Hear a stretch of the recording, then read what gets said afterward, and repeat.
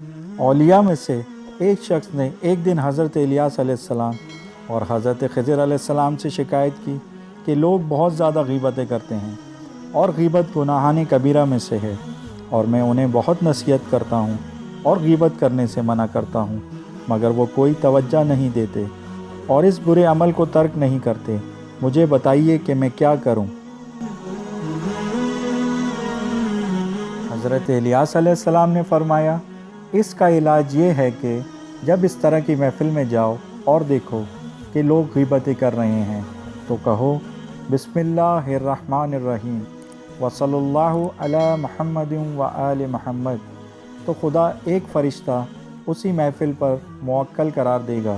کہ جب بھی کوئی غیبت کرے تو وہ فرشتہ اسے اس عمل سے روک دے گا اور اسے غیبت نہ کرنے دے گا۔ اس کے بعد حضرت خضر علیہ السلام نے فرمایا، جب کوئی شخص کسی محفل سے نکلتے وقت کہتا ہے کہ بسم اللہ الرحمن الرحیم وصلی اللہ علی محمد و آل محمد، تو خدا ایک فرشتے کو بھیجتا ہے کہ وہ اہل محفل کو اس کی غیبت سے روک دے۔ ناظرین، غیبت اس قدر برا کام ہے کہ